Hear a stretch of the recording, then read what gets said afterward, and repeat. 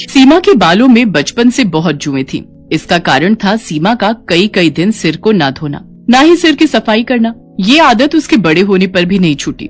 जब वो कॉलेज गई तो कोई भी उसका दोस्त बनने को तैयार नहीं था। सब लड़कियां उससे नफरत करती थी। यार मेघा, जरा अपना हेयर ब्रश तो देना, मैं लगता है घर पर ही भूल आई हूँ। ना बाबा ना, तेरे बालों में तो जुएं हैं, तुझे तो मैं अपना हेयर ब्रश कभी भी ना दूं।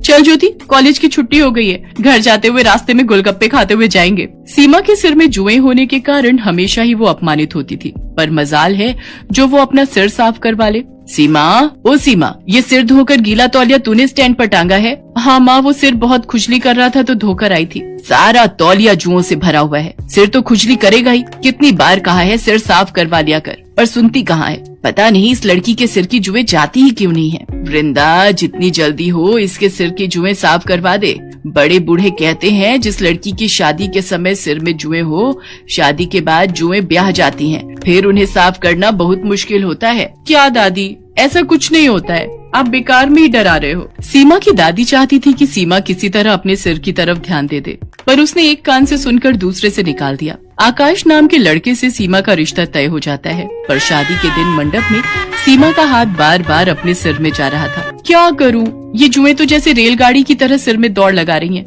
जुड़ा होने के कारण उन्हें रेंगने के लिए जगह जो नहीं मिल रही होगी। अरे मत घूमो। सीमा, आकाश, एक दूसरे के गले में जयमाला पहनाओ। क्या हुआ सीमा, तुम बार बार अपने सिर में खुजली क्यों कर रही हो? वो पता नहीं, मेरे जूड़े में लगी पिनें चुभ रही हैं। कितनी बार इसे बोला था अपना सिर साफ कर ले, नहीं तो जुएं खुजली करेंगी, पर ये लड़की मेरी सुनती कहाँ है। अब शादी के बाद किस किस से छुपाएगी। सीमा की शादी हो जाती है, पर वो अपने सिर को हमेशा घूंघट से ढक कर रखती थी। सीमा बहू, तुम सचमुच बहुत संस्कारी हो, पर हमारे यहाँ सिर ढकने की कोई जरूरत नहीं है। हम अपनी बहुओं से पल्ला नहीं रखवाते। माँ जी, मुझे सिर पर पल्ला रखना अच्छा लगता है। सीमा जब अपने कमरे में जाती तो आकाश के सो जाने के बाद वो सिर को बुरी तरह खुजाने लगती। वो बाथरूम में खड़ी होकर अपनी जुओं वाली कंघी से सिर को काटने लगती, जो उसकी माँ ने उसे छुपाकर पर्स में रखने को दी थी। 2-3 दिन तक तो ठीक रहा, पर एक दिन आकाश अचानक चिल्ला उठा। माँ, मेरे सिर में बहुत खुजली हो रही है, लगता है कोई कीड़ा काट रहा है। क्या कीड़ा? जरा अपना सिर तो दिखा। हे भगवान आकाश, तेरे सिर में 2 जुएं चल रही हैं। जुएं? ऐसा कैसे हो सकता है माँ? हमारे घर में तो किसी को भी जुएं नहीं है। माँ, आपके बालों में भी एक जूं चल रही है, वो आपके सफेद बालों में साफ दिखाई दे रही है। क्या? पकड़ तो जरा। आकाश और उसकी माँ के सिर में भी जुएं पड़ जाती हैं। उस दिन तो बात छुप जाती है, पर एक दिन घर में कीर्तन हो रहा था। सब लोग उसमें ध्यान लगाए बैठे थे। सीमा ने डर के मारे सिर पर घूंघट डाले रखा, पर सबके बीच सीमा के सिर से साड़ी का घूंघट नीचे गिर जाता है। तभी एक पड़ोसन की नजर सीमा के सिर पर जाती है। हे भगवान सुषमा, तुम्हारी बहू के सिर में कितनी जुएं हैं। छी छी छी छी छी छी। राम राम राम, जुएं वाली बहू है सुषमा की। खबरदार जो मेरी बहू के खिलाफ एक लफ्ज भी बोला। अरे हो जाती हैं जुएं किसी न किसी के सिर में, पर इनसे छुटकारा भी तो पाया जा सकता है। तुम्हारी बहू बेटियों के सिर में कभी जुएं नहीं पड़ी, जो तुम मेरी बहू के पीछे पड़ गई हो। माँ जी कितनी अच्छी है जो मुझे सपोर्ट कर रही हैं। कहीं ना कहीं गलती तो मेरी ही है। अगर आज मैं अपना सिर साफ रखती तो मेरे सिर में जुएं ना होती, तो माँ जी को यूं अपमान न झेलना पड़ता। मैं जुओं का इलाज करूंगी, अपने सिर को बिल्कुल साफ रखूंगी। मैं माँ जी को निराश नहीं होने दूंगी। अगले दिन ही सीमा एक अच्छे स्किन के डॉक्टर से मिली और कुछ खाने और लगाने की अच्छी दवाइयाँ लिखवाकर उसने अपना ट्रीटमेंट शुरू किया। रेगुलर इलाज करने से धीरे धीरे सीमा के सिर की जुएं कम होने लगी, और एक दिन ऐसा आया जब उसके सिर में एक भी जू नहीं थी। उसका पूरा सिर साफ हो चुका था। थैंक यू डॉक्टर, आज आपके कारण मुझे अपने सिर की जुओं से छुटकारा मिल गया। सचमुच मेरा तो बहुत सिर दर्द रहता था, हर समय बेचैनी होती थी। सीमा बहुत खुश थी। आज उसने अपने सिर को घूंघट से नहीं ढका था। वो सम्मान से अपने साफ और सुंदर बाल खोलकर बेझिझक घूम सकती थी। ये देखकर सीमा की सास और आकाश बहुत खुश थे। सीमा की माँ और दादी को जब ये बात पता चलती है तो वो भी चैन की सांस लेते हैं कि आखिर सीमा ने अपने सिर की देखभाल के बारे में सोचकर हमेशा के लिए जुओं से छुटकारा पा लिया।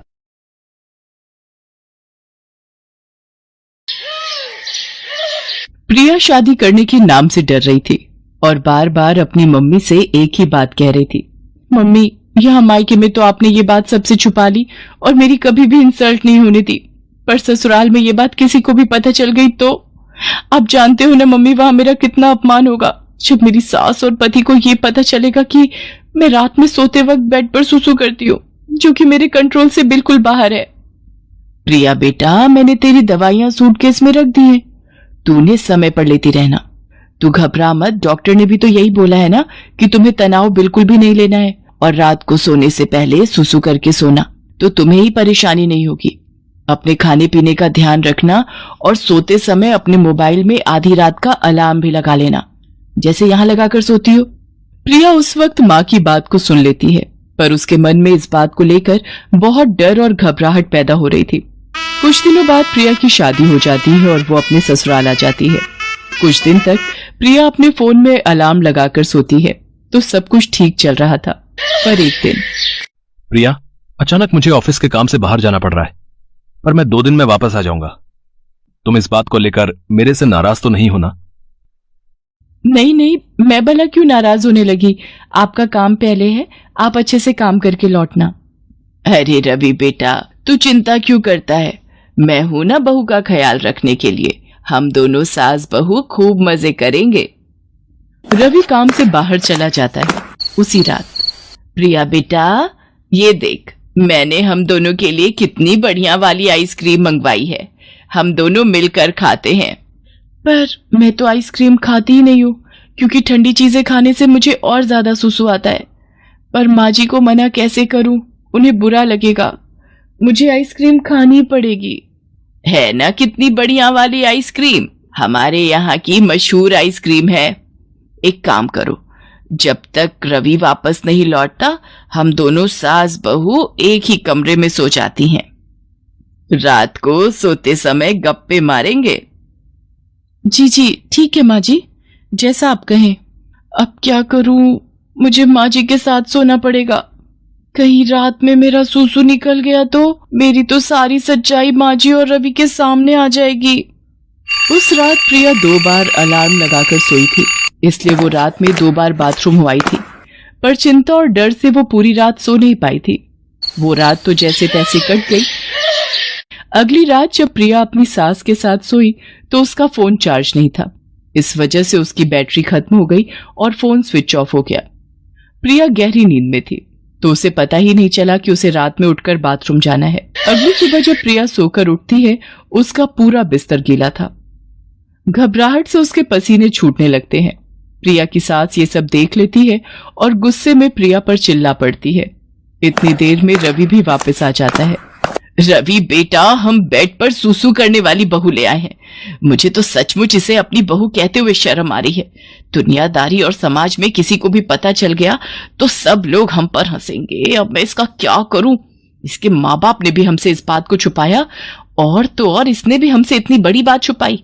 मुझे तो कुछ समझ में नहीं आ रहा है। मैं तो कहती हूँ इसे अभी के अभी इसकी माँ के घर भेज दे। अब तू ही इससे बात कर। माँ, मैं ये बात जानता हूँ। मुझे पता है कि प्रिया को रात में बेड पर सूसू करने की आदत है। क्या तू ये बात जानता है और तूने ये बात मुझसे छुपाई? आते ही बीवी का गुलाम हो गया। रवि इस बारे में जानते थे, पर उन्होंने मुझसे इस बात के बारे में पूछा भी नहीं और गुस्सा भी नहीं किया। पर रवि को ये बात कैसे पता चली? मैं तो रोजाना अलार्म लगाकर सोती हूँ। माँ, ये बात मुझे उस दिन पता चली जिस रात प्रिया बहुत गहरी नींद में थी। अलार्म मैंने ही बंद किया था। तब मैंने देखा प्रिया के आसपास बिस्तर गीला हो रहा था। मैं उसी वक्त समझ गया था। प्रिया, तुम्हें याद होगा जब उस दिन तुमने मेरे उठते से ही बेडशीट चेंज कर दी थी ताकि मुझे पता ना चले। मां, प्रिया की नजर से सोचो, वो खुद इस आदत से कितनी शर्मसार होती होगी। शायद ये कई रातें सो भी नहीं पाई है। मां, आप जानती हो इस आदत की सबसे बड़ी वजह तनाव है। आप तो खुद कहती हो किसी भी बीमारी की सबसे बड़ी वजह चिंता होती है। और मां, हम कितनी बीमारियों का शिकार होते हैं, पर उन्हें ठीक करने के लिए इलाज के साथ साथ हमें अपनों के सहयोग की भी तो जरूरत होती है। तभी तो हम बीमारी से लड़कर ठीक हो पाते हैं। मां, इस वक्त प्रिया जिस जगह खड़ी है शायद हम दोनों उसका अंदाजा भी नहीं लगा सकते। इस वक्त प्रिया को हम दोनों के सहयोग की बहुत जरूरत है। अच्छा मां, एक बात बताओ, अगर यही आदत मुझ में होती तो फिर तुम क्या करती? मेरे ठीक होने में मेरी मदद करती या फिर मुझ पर गुस्सा करके मुझे घर से निकाल देती? मां, अगर आप प्रिया को इस घर में नहीं रख सकती तो मैं प्रिया को लेकर कहीं और चला जाऊंगा। रवि की बातों को सुनकर प्रिया की आंखों में आंसू भर आते हैं और वो रो पड़ती है। सचमुच रवि एक अच्छा पति होने के साथ साथ एक अच्छा इंसान भी था। मुझे माफ कर दे बेटा, तू ये घर छोड़कर चला जाएगा तो मैं किसके सहारे रहूंगी? मुझसे बहुत बड़ी गलती हो गई प्रिया बहू, मुझे माफ कर दो। मुझे तुम्हें समझना चाहिए था न कि तुम्हारी कमी को ढूंढना चाहिए था। एक माँ होकर भी मैं तुम्हारी परेशानी को समझ नहीं पाई। नहीं माँ जी, आप मेरी माँ हो और माँ कभी अपने बच्चों से माफी नहीं मांगती। मैं सचमुच कितनी भाग्यशाली हूँ जो मुझे पति के रूप में रवि और माँ के रूप में आप मिले। प्रिया अपनी सास के गले लग जाती है। ये देखकर रवि भी बहुत खुश होता है। प्रिया अब रात में तरल पदार्थ ज्यादा नहीं लेती थी और समय पर सोती थी। प्रिया रात में कभी अलार्म से न उठ पाए तो रवि उसे उठा देता था ताकि प्रिया को रात में कोई परेशानी ना हो। प्रिया की सास और रवि प्रिया को खुश रखते थे। धीरे धीरे रवि और सास के सहयोग से कुछ समय में ही प्रिया की ये आदत पूरी तरह से छूट जाती है।